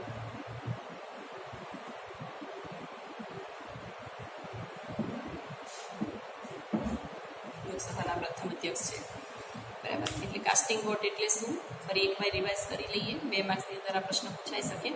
કાસ્ટિંગ વોટ એટલે કે જ્યારે ગૃહની અંદર કોઈ પણ પ્રશ્ન કે સમસ્યાને લઈને વોટિંગ કરવા અથવા ખરડો રજૂ કરતી વખત વોટિંગ કરવામાં આવે તો એ વખત બંને પક્ષમાં એક સરખા વોટ, એક સરખા મત થાય ત્યારે જે ગૃહના અધ્યક્ષ છે, જે સ્પીકર છે, એ પોતાનો નિર્ણાયક મત એની અંદર આપી શકે. અને આ જે મત છે એને નિર્ણાયક મત અથવા કાસ્ટિંગ વોટ તરીકે પણ એને ઓળખાય છે. અધ્યક્ષની ગેરહાજરીમાં જો ક્યારેક એવું બને કે અધ્યક્ષ ગેરહાજર છે તો અધ્યક્ષની ગેરહાજરીમાં ઉપાધ્યક્ષ હોય એ ગૃહની બેઠકને સંભાળે છે. અધ્યક્ષ અને ઉપાધ્યક્ષ બંનેની ગેરહાજરીમાં ગૃહ સંચાલન સંબંધે વિવિધ રાજકીય પક્ષો, પીઠ અનુભવી સંસદની પ્રક્રિયા જાણનાર એવા તજજ્ઞો એ સ્પીકર્સ પેનલ તૈયાર કરવામાં આવે છે અને તેઓ સભ્યો બંનેની ગેરહાજરીમાં ગૃહનું કામકાજ સંભાળે છે. એક સ્પીકર્સ પેનલ તૈયાર કરવામાં આવે છે. ધારો કે અધ્યક્ષ પણ ગેરહાજર છે કોઈ કારણસર અને ઉપાધ્યક્ષ પણ ગેરહાજર છે. તો આવા સમયે આ બંનેની જ્યારે ગેરહાજરી હોય ત્યારે એક સ્પીકર્સ પેનલ જે અનુભવી હોય, સંસદની અંદર ઘણા વર્ષોના અનુભવી હોય એવા વ્યક્તિઓ દ્વારા સ્પીકર્સ પેનલ બનાવવામાં આવે છે અને એ ગૃહની કાર્યવાહી સંભાળે છે. હવે આપણે જોઈએ ખરડો કાયદો ક્યારે બને.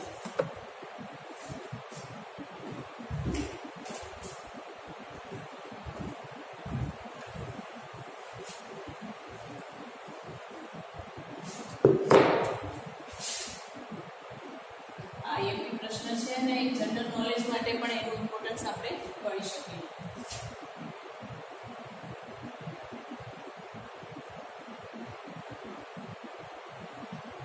ખરડો કાયદો ક્યારે બને?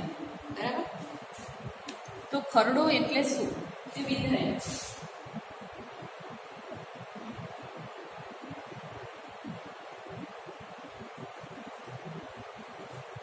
ખરડો કાયદો ક્યારે બને? કાયદા માટેની જે દરખાસ્ત છે, અરજી છે કે કોઈ ધારો કે કંઈ એવી સમસ્યા છે અથવા કોઈ એવો વિચાર છે કે જે નિયમ બનાવવો જરૂરી છે, તો બંને લોકસભા અને રાજ્યસભાની અંદર દરેક સભ્યોની ઈચ્છા હોય ધારો કે, તો જે નિયમ બનાવવા માટેની અરજી છે એને આપણે ખરડો કહીશું ટૂંકમાં. આ એક ખાસ યાદ રાખીશું કે કાયદા માટેની દરખાસ્ત અંડરલાઈન કરીશું આપણે એની અંદર પેજ નંબર 75 માં ખરડો કાયદો ક્યારે બનેની ફર્સ્ટ લાઈન. કાયદા માટેની દરખાસ્ત એટલે ખરડો, અથવા એને વિધાયક પણ કહેવામાં આવે છે. સંસદ વર્તમાન સમયમાં કાયદા સુધારવાનું, નવા કાયદા ઘડવાનું, જૂના કાયદા છે એને ડિલીટ કરવાનું એટલે કે એને રદ કરવાનું અને નવા કાયદાઓ એની બદલે ઘડવાનું.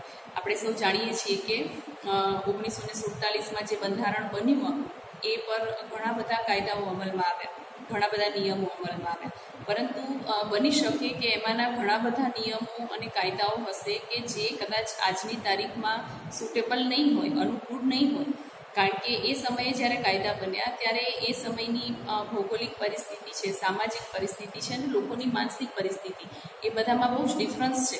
આજે આટલા 70-72 વર્ષનો ડિફરન્સ જે આપણને દેખાય છે, તો હવે જેમ સામાજિક પરિસ્થિતિ બદલાઈ છે, લોકોની માનસિકતા બદલાઈ છે, લોકોની આર્થિક પરિસ્થિતિ બદલાઈ છે, એ પ્રમાણે અમુક નિયમોની અંદર ફેરફાર કરવા એ જરૂરી બને છે. તો આવા સંજોગોની અંદર જ્યારે કંઈ પણ નિયમો બનાવવા હોય ત્યારે કાયદા માટે જે કાયદો બનાવવો હોય તો એના માટે જે દરખાસ્ત કરવામાં આવે છે એને ખરડો કહેવામાં આવે છે, એક અરજી કરવામાં આવે છે અને એની ઉપર પછી જે પ્રોસેસ થાય અને છેવટે પછી એ ખરડો છે કાયદો બને છે.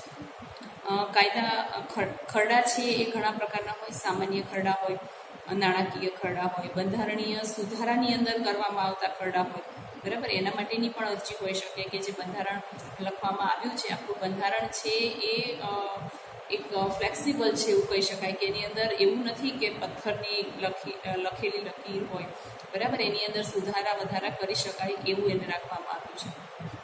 આપણે અગાઉ પણ જોઈ ગયા 42મો સુધારો, 43મો સુધારો થયો, બરાબર. આ સુધારાઓ આપણે જોયા છે. અમુક શબ્દો જે સાંપ્રદાયિક છે આવા શબ્દોને એની અંદર ઉમેરવામાં આવ્યા છે, બરાબર. પછી માણસની જે જીવન જરૂરિયાત છે એની અંદર આરોગ્ય શિક્ષણ ઉમેરવામાં આવ્યું છે, એ 43મો સુધારો. ટૂંકમાં આ બધા જ આપણે સુધારા વધારા બંધારણની અંદર કરી શકાય છે. તો બંધારણીય સુધારા માટેનો પણ ખરડો હોય એ પણ શક્ય છે અને મુજબ પ્રક્રિયાને અંતે કાયદાનું સ્વરૂપ લે છે. ખરડો છે એ આખી એની પર પ્રોસેસ થાય અને પછી એ પ્રોસેસ થઈને છેવટે એ કાયદાનું સ્વરૂપ ધારણ કરે છે.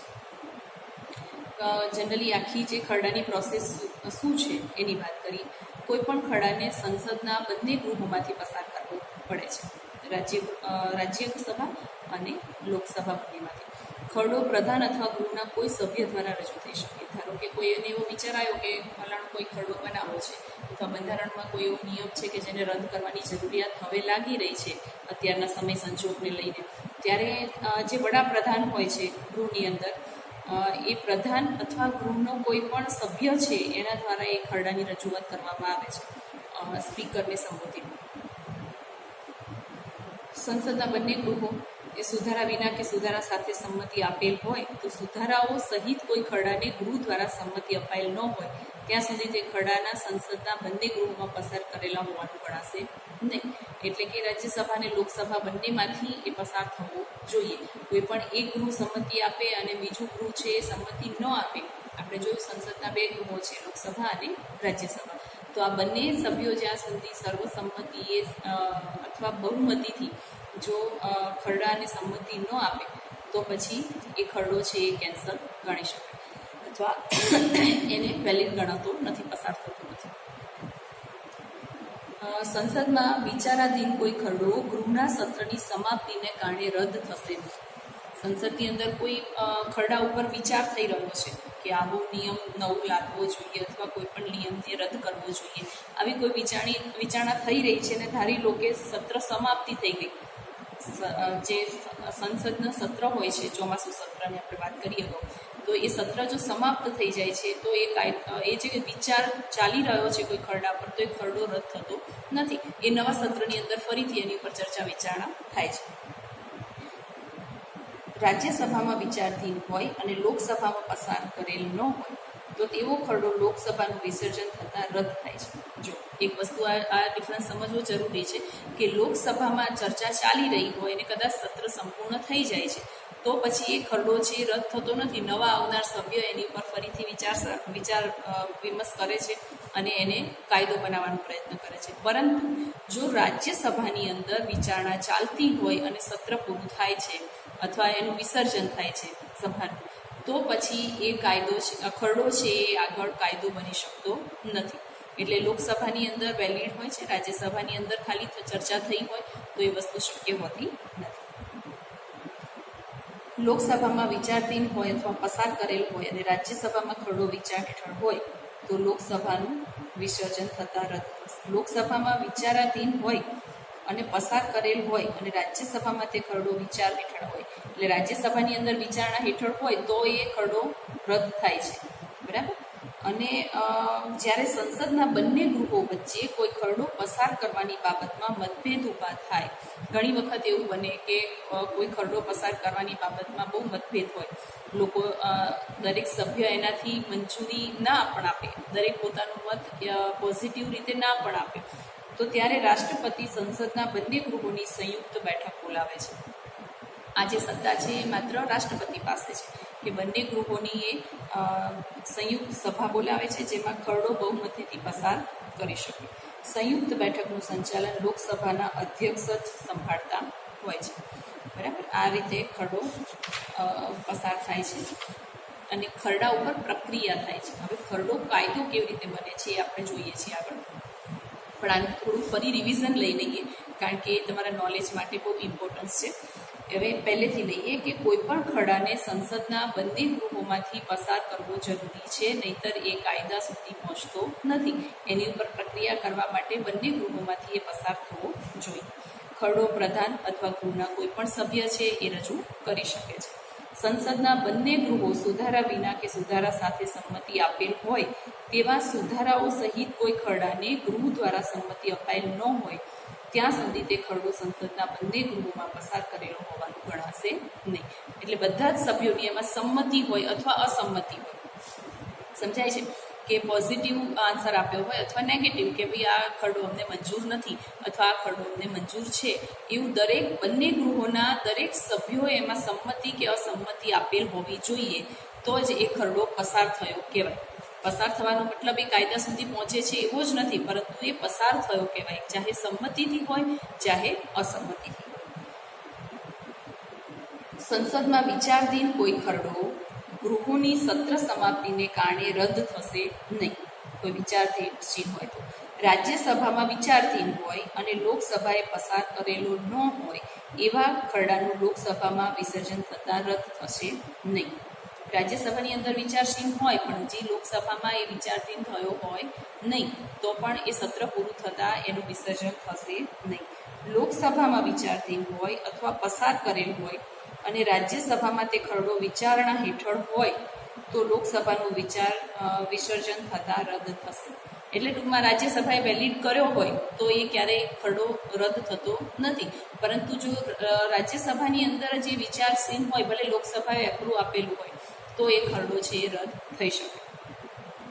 જ્યારે સંસદના બંને ગૃહો વચ્ચે કોઈ ખરડો પસાર કરવાની બાબતમાં મતભેદ થાય તો રાષ્ટ્રપતિ છે એ રાષ્ટ્રપતિ બંનેની સંયુક્ત બેઠક બોલાવે છે અને એમની હાજરીની અંદર જ આખી બેઠક બધા જે સભ્યો હોય છે એમની વચ્ચે એક વોટિંગ કરવામાં આવે છે, એક સમૂહમાં વોટિંગ કરવામાં આવે છે અને બહુમતીથી કોઈ જો એ ખરડો પસાર થાય તો એની ઉપર આગળ વિચારણા વિમર્શ કરવામાં આવે છે.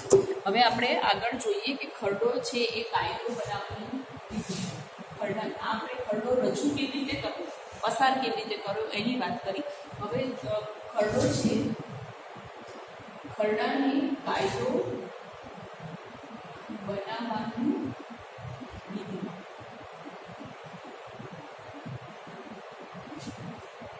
ખરડાને કાયદો બનાવવાની વિધિ એટલે જે સામાન્ય ખરડો હોય, બિન નાણાકીય હોય એની વાત કરીએ છીએ. સામાન્ય ખરડો, બિન નાણાકીય.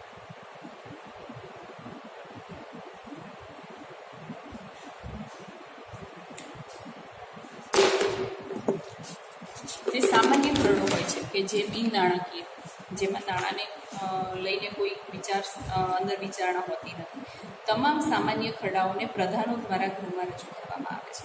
સામાન્ય ખરડો હોય, બરાબર, બંધારણની અંદર સુધારા વધારા કરવા એ એક અલગ પ્રકારનો ખરડો છે, પણ જે આ બિલકુલ સામાન્ય હોય, જે નાણાકીય નથી હોતો, એવા જે ખરડા છે એને ગૃહની અંદર પ્રધાન રજૂ કરે છે અને પ્રથમ વાંચન કરે છે. જે સામાન્ય ખરડાને ગૃહમાં પ્રધાન દ્વારા જે રજૂ કરવામાં આવે છે એને પ્રથમ વાંચન કહેવામાં આવે છે, બરાબર. એની નીચે અંડરલાઈન કરીશું આપણે. જેમાં શું હોય, ખરડાનું શીર્ષક હોય, કઈ બાબતે ખરડો રજૂ કરવામાં આવે છે, ઉદ્દેશ શું છે કે એનાથી એ પણ બતાવવું પડે. રજૂ કરવાની સાથે સાથે એનો ઉદ્દેશ શું છે કે આ ખરડો રજૂ કરવા પાછળ શું હેતુ રહેલો છે, એમાં લોકોનું શું હિત છુપાયેલું છે, બરાબર, એ પણ જરૂરી છે. એટલે એનો ઉદ્દેશ શું છે, એના કારણો કેમ છે કે કોઈ ફલાણો જે નિયમ છે એને રદ કરવો છે અથવા નિયમ લાગુ પાડવો છે, તો એને પાછળના કારણો પણ જણાવવાના રહે છે.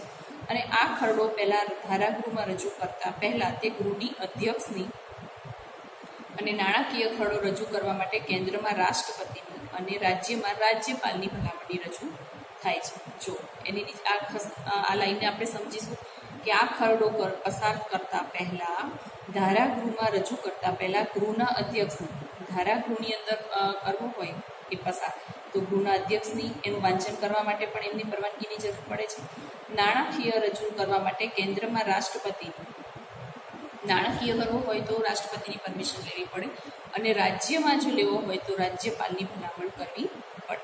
પ્રથમ વાંચનમાં ખરડાની સામાન્ય માહિતી પર મુખ્ય મુદ્દાઓ પર ચર્ચા કરવામાં આવે છે અને વિરોધ સકારણ જણાવાય છે અને જરૂર પડે તો મતદાન કરવામાં આવે છે. વિરોધ એટલે કે જ્યારે વાંચન થાય ત્યારે ઘણા વિપક્ષ દ્વારા પણ એનો વિરોધ કરવામાં આવતો હોય, તો આવી સંજોગોમાં જે વિરોધ સકારણ જણાવાય, કોઈ કારણ હોય તો પછી એની ઉપર મતદાન કરવામાં આવે છે, નહીંતર એ ઇઝીલી પસાર થઈ શકે છે. આ પ્રથમ વાંચનની વાત છે. હવે બીજા વાંચનની વાત કરીએ કે બીજા વાંચન દરમિયાન ખરડાના પ્રત્યેક મુદ્દાઓની કલમવાર ચર્ચા થાય છે. જ્યારે એને ન્યાયિક રીતે એને તોલવામાં આવે છે બીજા વાંચનની અંદર, કે ખરેખર આ ન્યાયિક રીતે કલમવાર એ કેટલો યોગ્ય કે અયોગ્ય છે એની ચર્ચા કરવામાં આવે છે. તેના હેતુઓ, તેના પ્રત્યાઘાતોની છણાવટ થાય છે. તેનો હેતુ શું છે આ ખરડો રજૂ કરવા પાછળ, કે એનો ઉદ્દેશ શું છે, એના પાછળના કારણ શું છે, એ બધાની ચર્ચા છે એ બહુ વિગતવાર ડિટેલમાં કરવામાં આવે છે.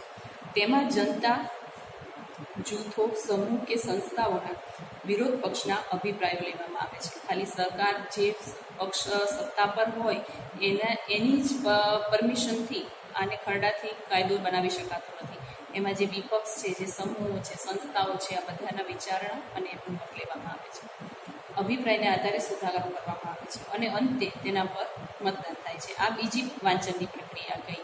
હવે આપણે વાત કરીએ ત્રીજી, કેટલીક વાર ગૃહમાં કાર્યબોજ વધુ હોવાથી ખરડા પર વિગતવાર ચર્ચા થઈ શકતી નથી, માટે જે તે વિષયના તજજ્ઞ હોય, જેમાં એક્સપર્ટ હોય એવા વિશેષ જ્ઞાન ધરાવતા સભ્યો પ્રવર સમિતિને સોંપવામાં આવે છે. ઘણીવાર એવું બને કે સંસદની અંદર ઘણી બધી વાતોની ચર્ચા કરવાની હોય, એમાં આ મુદ્દા ઉપર ચર્ચા થતી નથી, તો જે તે જે વિષયને લગતો મુદ્દો હોય તો એવા જે તજજ્ઞો હોય, સ્પેશિયાલિસ્ટ જે હોય, એનું નોલેજ ધરાવતા હોય એવા વ્યક્તિઓને આ સોંપવામાં આવે છે અને એને પ્રવર સમિતિ કહેવામાં આવે છે. એને આ સોંપવામાં આવે છે.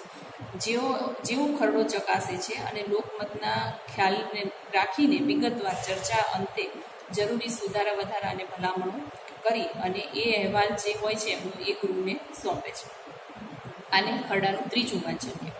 પહેલા ખરડાની અંદર ફક્ત વાંચન થાય છે, બીજાની અંદર કલમવાર ચર્ચા થાય છે, ત્રીજાની અંદર જો સભ્ય પાસે ટાઈમ ન હોય અથવા બહુ બધું વર્કલોડ હોય તો એક આવી પ્રવર સમિતિ રચવામાં આવે છે અને એ સમિતિ આની ચર્ચા કરી અને પછી એનો જે અહેવાલ હોય એ ગૃહને સોંપે છે. ત્રીજું વાંચન માત્ર ઔપચારિક જ હોય છે. આ જે વચ્ચેની એક આપણે વાત કરી એ ખાલી એક મેથડ છે. હવે ત્રીજું વાંચન આવે. ત્રીજું વાંચન માત્ર ઔપચારિક છે. ભલામણનો સ્વીકાર કે અસ્વીકાર કરવા પાછળ તર્ક રજૂ કર્યાના અંતે ખરડાના સ્વીકાર્ય સ્વરૂપ પર મતદાન કરવામાં આવે છે. બહુમતીથી ટેકો મળે તો ખરડો પસાર થાય છે, નહીંતર રદ થાય છે. જેવી બહુમતી પ્રથમ ધારાગૃહના અધ્યક્ષની સહી લઈ બીજા ધારાગૃહમાં મોકલી આપવામાં આવે છે. બરાબર, ધારાગૃહની અંદર પ્રથમ જે અધ્યક્ષ હોય છે એમની સહી લેવામાં આવે છે અને બીજા ધારાગૃહની અંદર મોકલી આપવામાં આવે છે. બીજા ગૃહમાં પણ ખરડો આ જ પ્રક્રિયાથી પસાર થાય છે. બીજા ગૃહની અંદર પણ સેમ આ જ પોઝિશનથી, જે પ્રથમ વાંચન, તૃતીય વાંચન, તૃતીય વાંચન, ત્રીજું વાંચન છે જસ્ટ ફોર્માલિટી છે એવું આપણે કહી શકાય. અને બીજા ગૃહની જરૂરી સુધારા સાથે બીજા ગૃહમાં ખરડો સરળતાથી પસાર થાય તો પછી રાષ્ટ્રપતિની સહી કરવામાં આવે અને એ ખરડો છે એ રાષ્ટ્રપતિની સહીથી એ ખરડો કાયદો બને છે. એની નીચે આપણે અંડરલાઈન કરીશું. એટલે કે રાષ્ટ્રપતિની મંજૂરી એમાં જરૂરી છે. પરંતુ બીજા ગૃહમાં તે મંજૂર ન થાય તો તેને પુનઃ પ્રથમ ગૃહને પરત મોકલવામાં આવે છે. બંને ગૃહોની આપણે વાત કરી, રાજ્યસભા અને લોકસભા.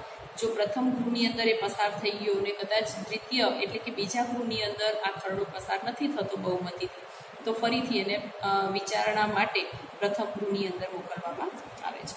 બીજા ગૃહમાં ખરડો 6 માસ સુધી પડતર રાખી મૂકે તો તેનો અસ્વીકાર થાય છે એમ મનાય. જ્યારે બંને ગૃહો વચ્ચે મતભેદ વધી જાય, ઉપલા ગૃહમાં એટલે કે રાજ્યસભામાં સત્તાધારી પક્ષની બહુમતી ન હોય ત્યારે ખરડાની મંજૂરી મળવી સરળ ન હોય ત્યારે બંને ગૃહોની સંયુક્ત બેઠક બોલાવી અને ખરડાને સાદી બહુમતીથી પણ પસાર કરવામાં આવે છે. એટલે કે બંને ગૃહોમાંથી જો બીજા ગૃહની અંદર એ જે ખરડો મોકલવામાં આવ્યો છે એ જો કદાચ પડી રહે છે 6 મહિના સુધી, તો પછી એ ખરડો સ્વીકાર્યો નથી એવું માની શકાય. અને બંને ગૃહ જે સત્તા પર છે, જે પક્ષ સત્તા પર છે એની બહુમતી એની અંદર ખૂબ જરૂરી હોય છે, તો જ મોટા ભાગે ખરડો છે એ કાયદો બનવાની પ્રક્રિયામાં લઈ શકાય. ખરડા પર રાષ્ટ્રપતિની મંજૂરી મેળવવા સમયે રાષ્ટ્રપતિ પાસે 3 વિકલ્પ હોય છે. બરાબર, જરૂરી નથી કે રાષ્ટ્રપતિ એ ખરડા પર સહી કરે જ. એમની પાસે 3 વિકલ્પો હોય છે. પહેલું તો એ ખરડા પર સહી કરીને મંજૂરી આપે. બરાબર.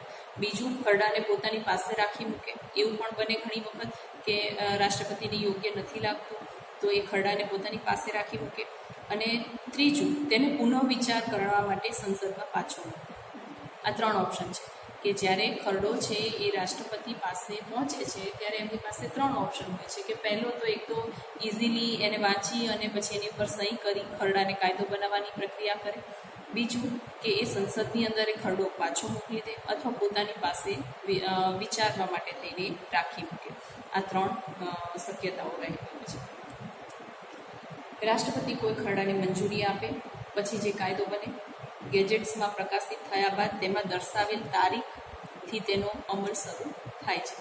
ગેજેટ્સની અંદર દર્શાવવામાં આવે અને પછી એની ઉપર જે તારીખ મૂકી હોય રાષ્ટ્રપતિ દ્વારા, તો એ તારીખથી જ એને અમલમાં ગણવામાં આવે છે. બરાબર, તો આખી આ પ્રોસેસ આપણે જોઈ કે ખરડો છે એ કાયદો કેવી રીતના બને છે, તો આખી ડિટેલ આપણે જોઈએ. અને આ સામાન્ય ખરડાની આખી જે પ્રક્રિયા હતી એ સામાન્ય ખરડા છે. હવે આપણે આગળ જોઈએ કે બંધારણમાં સુધારાને લગતો ખરડાને ગૃહમાં રજૂ કરવામાં આવે છે. હવે આ જે આપણે જોયા એ નાણાકીય ખરડાની વાત હતી, બરાબર, કે બિન નાણાકીય ખરડાની વાત હતી. હવે જો બંધારણની અંદર કોઈ સુધારા વધારા કરવા છે તો એ સુધારા વધારા કરવા માટે કેવા પ્રકારની પ્રોસેસ કરવી પડે અથવા ખરડાને કઈ રીતે પસાર કરવો પડે એની વાત કરીએ. જો બંધારણની અંદર કોઈ સુધારા વધારા કરતો ખરડો રજૂ કરવો છે તો ત્યારે પ્રત્યેક ગૃહની કુલ સભ્ય સંખ્યા, બરાબર, આપણે આ વસ્તુને ડિટેલમાં જોઈએ. બંધારણની અંદર રહેલા સુધારા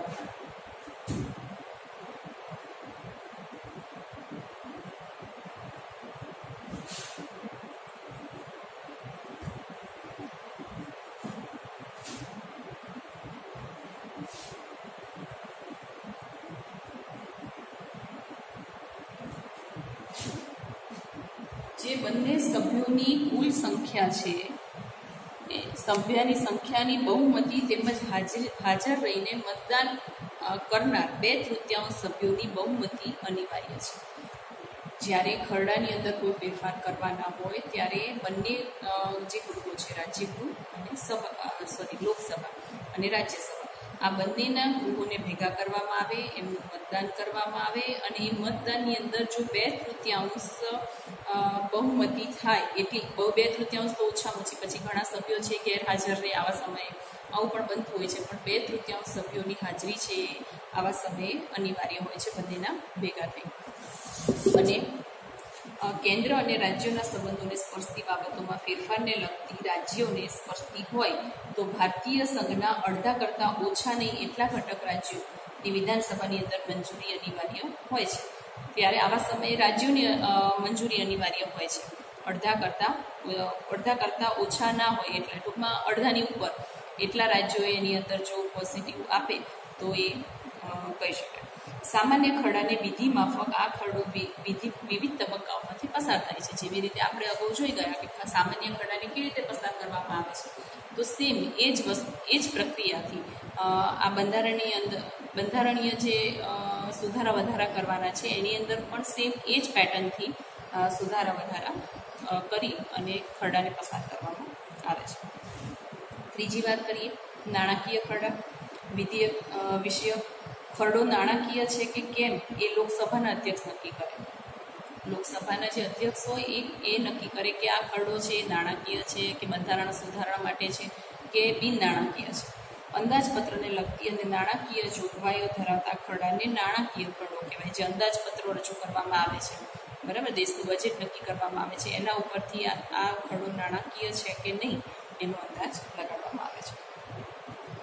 કેન્દ્રનું અંદાજપત્ર નાણામંત્રી મોટે ભાગે 28 ફેબ્રુઆરીએ લોકસભામાં રજૂ કરે છે.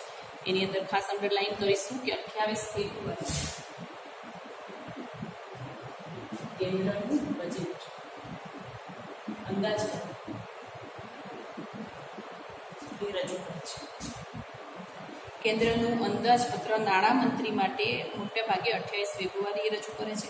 બધા જ નાણાકીય ખરડા પ્રથમ લોકસભામાં રજૂ થાય છે અને જે નીચે જણાવેલ તબક્કામાંથી પસાર થાય છે. સૌ પ્રથમ નાણાકીય ખરડા હોય છે એ લોકસભાની અંદર રજૂ કરવામાં આવે છે અને લોકસભામાં રજૂ થતા નાણાકીય ખરડા 2-3 દિવસ પ્રાથમિક ચર્ચા ચાલે છે, બરાબર. જે કંઈ પણ મૂકવામાં આવ્યો હોય મુદ્દો એની ઉપર 2-3 દિવસ છે એ ચર્ચા કરવામાં આવે છે અને અંદાજપત્રની ખર્ચની માંગણીઓ ઉપર પણ ચર્ચા વિચારણા થાય છે. આ બીજો મુદ્દો છે.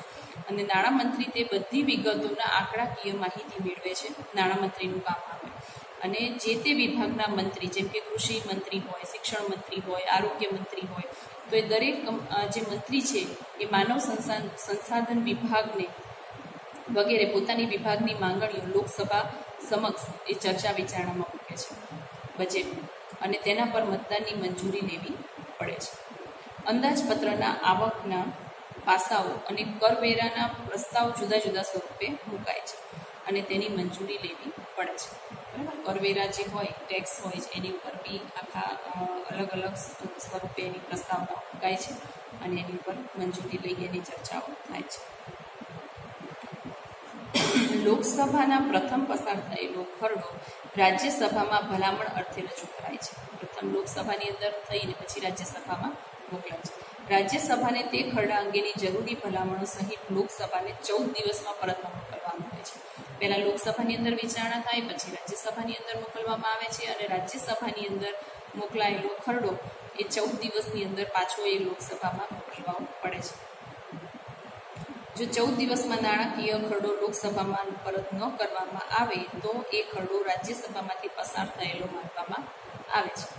જો પાછો નથી મોકલાતો, જો અસ્વીકાર હોય તો 14 દિવસની અંદર એને પાછો એની ઉપર ચર્ચા વિચારણા કરીને મોકલી શકાય. પરંતુ જો 14 દિવસની અંદર એને પાછો નથી મોકલવામાં આવતો તો એ જે ખરડો છે એ પસાર થયેલો એવું જાતે જ માની લેવામાં આવે છે. રાજ્યસભાએ સૂચવેલી ભલામણોનો લોકસભામાં સ્વીકાર કરે તો બંને ગૃહોમાં સુધારેલો ખરડો પસાર થયેલો ગણાય છે.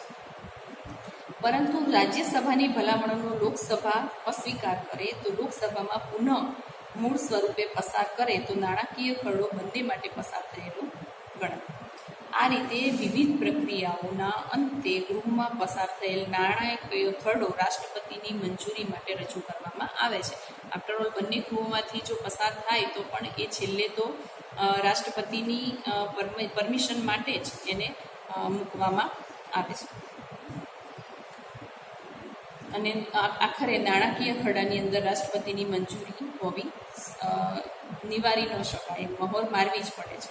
જો અંદાજપત્ર ગૃહમાં પસાર નહીં થાય ત્યારે તો સરકારે રાજીનામું આપી દેવું પડે છે. અંદાજપત્ર જો ગૃહોની અંદર પસાર ના થાય તો સરકાર એ ચલાવવા માટે સક્ષમ નથી આવું માની અને સરકાર જે હોય છે સત્તા પર એને પોતે રાજીનામું આપી દેવું પડે છે. આ ઉપરાંત ધારાગૃહોમાં દેશના સામાજિક, આર્થિક, રાજકીય, સંરક્ષણ, સલામતી અને વિદેશી સંબંધી જે પણ મામલો છે એની ચર્ચા વિચારણા કરવામાં આવે છે. લોકસભા, કારોબારી, પ્રધાનમંડળ, અમલદારોનું કામ તેના પર દેખરેખ અને નિયંત્રણ રાખવાનું હોય છે. અને જાહેર નાણાંનો કાર્યક્ષમ ઉપયોગ યથાયોગ્ય થાય એ પણ દેખરેખ રાખવું એ આ ગૃહોની પ્રતિનિધિઓની જવાબદારી છે. લોકસભામાં જાહેર નાણાંનો વપરાશ પર સીધો અંતિમ અંકુશ મૂકવા ધરાવે છે અને કારોબારી ખર્ચા પર ધારાગૃહનો અંકુશ હોવાથી જાહેર નાણાંના રખેવાળ એટલે કે કસ્ટોડિયન કહેવાય છે. કારોબારી ખર્ચા પર ધારાગૃહોનો અંકુશ હોય છે અને એથી એમને કસ્ટોડિયન પણ કહેવામાં આવે છે. બરાબર. ઉપરાંત સંસદ, રાષ્ટ્રપતિ, ઉપરાષ્ટ્રપતિ, સર્વોચ્ચ અદાલત અને વડી અદાલત, ન્યાયમૂર્તિ, મુખ્ય ચૂંટણી commissioner, auditor general, attorney general વગેરે બંધારણનો ભંગ કરવાના આરોપસર મહાભિયોગ. બરાબર. ઘણી વખત આ જે પ્રશ્ન છે, આ જે શબ્દ છે એને સમજવો જરૂરી છે કે ઘણી વખત વડાપ્રધાન છે, રાષ્ટ્રપતિ છે, ઉપરાષ્ટ્રપતિ છે, સર્વોચ્ચ અદાલત અને વડી અદાલતના જે ન્યાયમૂર્તિ છે એટલે કે જે જજ છે, મુખ્ય ચૂંટણી કમિશનર છે, ઓડિટર જનરલ કે એટર્ની જનરલ છે, આ બધા હોદ્દા એવા છે કે જે બહુ એક મુખ્ય હોદ્દો ધરાવે છે અને એ હોદ્દાની રૂએ જો ક્યારેક એ ભ્રષ્ટાચાર કરે છે કે કંઈ પણ એવું થાય છે કે જો એમની ઉપર કેસ કરવો પડે. જનરલી આવું હોતું નથી, પરંતુ જો એ કોઈ ષડયંત્રમાં ગણાય અથવા આપણને જણાય છે તો એમની ઉપર જે કેસ ચલાવવામાં આવે છે તો એને મહાભિયોગ તરીકે ઓળખવામાં આવે છે અને એમને હોદ્દા પરથી દૂર કરવામાં આવે છે. કારણ કે આ બધી જ વ્યક્તિઓ, આપણે જે નામ લીધા એ બધી જ વ્યક્તિઓ એવી છે કે જે ખરેખર એમના ઉપર જ આખો દેશ ચાલે છે એવું કહી શકાય. જો આવી વ્યક્તિ ભ્રષ્ટાચાર કરે કે કોઈ અયોગ્ય રીતથી એને ચલાવવાનો પ્રયત્ન કરે, દેશને ચલાવવાનો પ્રયત્ન કરે તો એમની ઉપર કેસ કરવો પડે અને આ મહાભિયોગ કહેવામાં આવે છે. એને ઇમ્પીચમેન્ટ પણ કહેવામાં આવે છે ઇંગ્લિશમાં. તો આટલા મુદ્દા આપણે ધ્યાન રાખીશું.